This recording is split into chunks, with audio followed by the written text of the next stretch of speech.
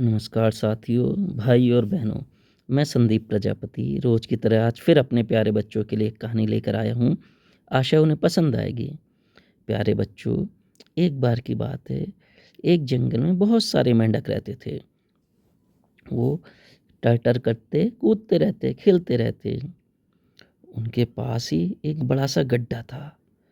एक बार खेलते-खेलते 2 मेंढक उसमें गिर गए। वो गहरा गड्ढा था, तो जो आस-पास मेंढक थे, वो उस गड्ढे के चारों तरफ इकट्ठे हो गए। अब वो उनकी मदद तो कर नहीं सकते थे। जब नीचे वाले मेंढकों ने निकलने की कोशिश करी, तो वो ऊपर से चिल्लाने लगे। उनमें से एक मेंढक, उसने तो सोचा कि शायद मैं यहाँ से नहीं निकल पाऊँगा।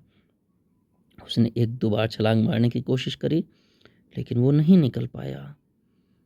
और ऊपर से जो मेंढक कह रहे थे कि भाई अब तो तुम नहीं निकल पाओगे, हम भी तुम्हें नहीं निकाल पाएँगे, तुम तो फँस गए, अब बस क्या करा जा सकता है, रहने दो, क्यों मेहनत करके अपनी ऊर्जा ख़त्म कर रहे हो, जब तक ऊर्जा रहेगी ज़िंदा रह लोगे।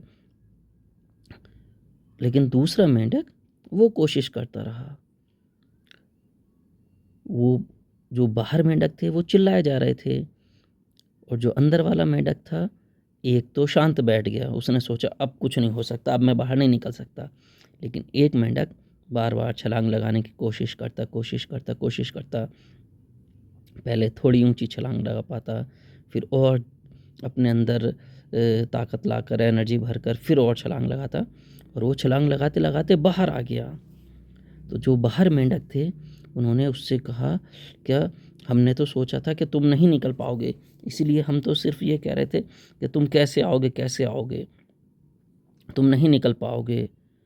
लेकिन वो मेंढक बोला, अच्छा, मुझे तो लगा तुम सब मुझे शाबाशी दे रहे हो, मेरी कोशिशों पर मेरी हौसला अफ़ज़ाई कर रहे हो। तुम कह रहे हो और छलांग मारो। अच्छा हुआ मैंने तुम्हारी बातें नहीं सुनी, वरना मैं भी ऐसी सोच के नीचे ही रह जाता कि मैं बाहर नहीं आ सकता।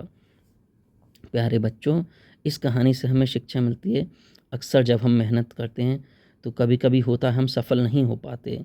लोग हमारा मजाक उड़ाते हैं कि अरे क्या फ़ायदा तुम्हारी मेहनत का। लेकिन हमें अपनी मेहनत में लगे रहना चाहिए, ये विश्वास कर कि एक दिन हम ज़रूर सफल होंगे।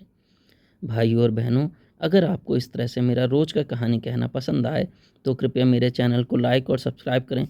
धन्यवाद। शुभ रात्रि।